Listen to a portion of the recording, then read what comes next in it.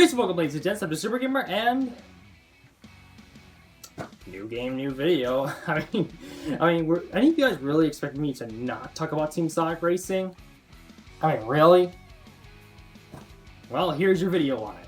Sonic racing games have been pretty inconsistent when it comes to quality. We got good games like Riders 1 and 2, All-Stars Racing, and All-Stars Racing Transformed. But then we have games like Sonic Drift, R, and Free Riders, which were embarrassing to say the least. That said, Sumo Digital has come out with a new Sonic racing game focused mainly on T-Play known as Team Sonic Racing. When it comes to the Sumo Digital racing games, I love All-Stars Racing, and Transform was good but severely disappointing for me. The transformation mechanics are cool and all, but I just felt like there was no charm or smart thinking put into it. It's a game that simply does the bare minimum and that's it. But now that their third installment is finally here, how well does it stack up from the other two? Let's find out. This is Team Sonic Racing.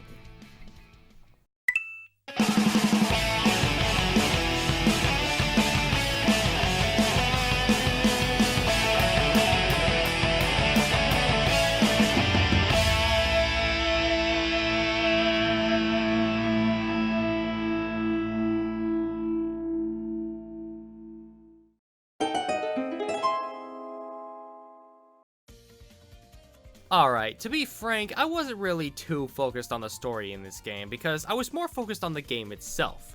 But I can imagine there'll be riots in the streets if I don't talk about it, so here we go. Sonic and friends have all received invites from a mysterious Tanuki known as Dodonpa to take part in his many races across Mobius. Obviously, because of the many red flags this guy gives, the gang doesn't trust him, but Sonic convinces everyone to participate anyway, and as the story progresses, they all try to figure out who this Tanuki is and his possible ties with Dr. Eggman. Yeah, can you see why I didn't really care about the story in this game? Simply put, it's just not very interesting, all things considered. Even still, it gets the job done, and it doesn't really have any major problems, it's just not a very interesting story to talk about.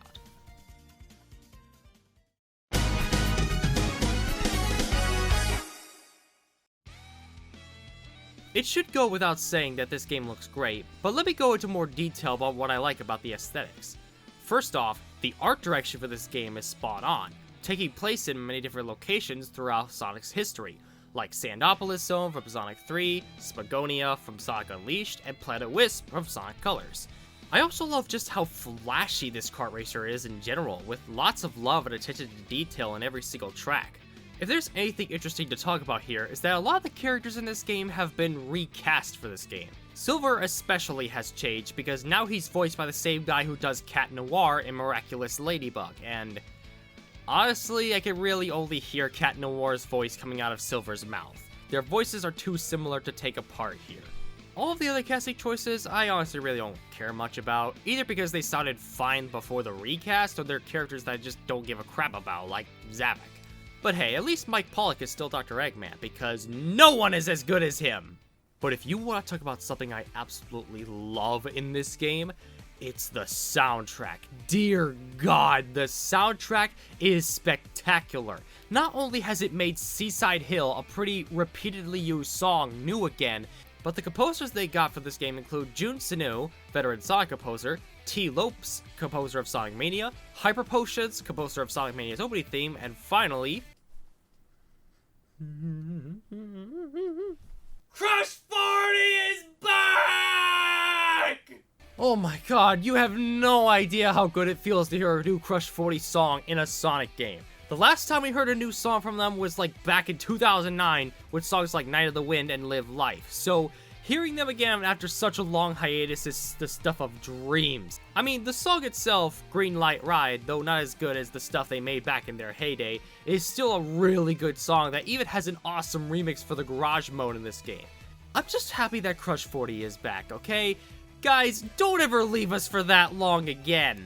Enough fanboying though, the soundtrack as a whole is still really well put together. It does a great job taking old songs from Sonic's past and making them brand new with the racing spin, as well as using a lot of rock and roll of the new I'm sorry.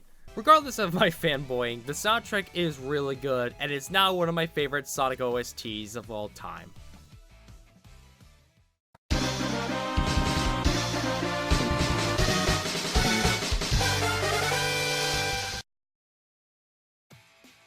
Coming off of the previous installments, Team Sonic Racing is a kart racer with a big focus on tricks, drifting, and as the name implies, team play.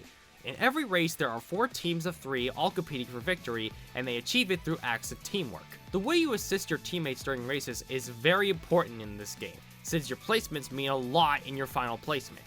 Comparing this to Mario Kart's team mode, half of all the racers are on 1 or 2 teams, so your placing in Mario Kart isn't all that significant. Here, in Team Sonic Racing, it does matter. A lot. You may end up in first place, but if your teammates end up in 7th and 11th, it won't matter much that you came in first since your team won't be in the first overall. That may sound like a detriment to you, but luckily we have a few tools to help out your teammates. You can ride the trails of the furthest teammate in front of you for a boost of speed. If you spin out, another teammate can slingshot you with a boost of speed to get you back on track.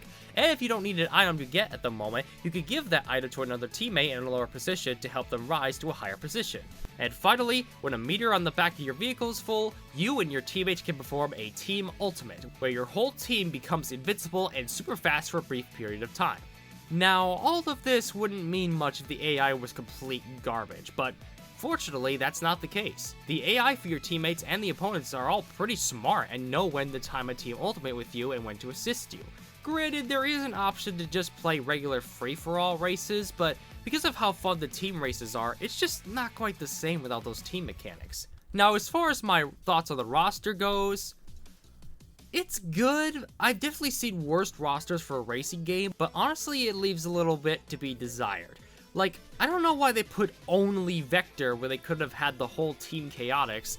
And why the frick does Zavok keep coming back? Seriously, it made some sort of sense for Sonic Forces, but now there's no reason for this piece of crap villain to be here. I'm not kidding. I would have rather had Infinite in this game than Zavok, because at least he has a memorable design and cool powers. Zavok is just a wannabe Bowser. So yeah, the roster could definitely be better, but I'm at least glad we got most of the fan favorites in here, like Silver and Blaze, and the entirety of Team Dark, which is always a plus. On top of the roster, TSR also allows you to customize your vehicle in several different ways, like adding decals or patterns, changing the colors, adding modifications to them, which changes how the vehicles handle, and there are even gold versions of the modifications and entire stage-themed color sets. If there's anything I could praise this game for, it's the customizability of the cars themselves. Honestly, the biggest problem with this game for me is the fact that there really isn't a lot of content in store. No battle mode, the online community is pretty bare bones, and there's not really a whole lot to do once you've collected everything. But overall, that's not what's important to me. Team Sonic Racing at its core is a fantastic racing game with well-executed team mechanics that will keep me coming back for more and more. In fact, I can confidently say that Team Sonic Racing is now my favorite racing game of all time.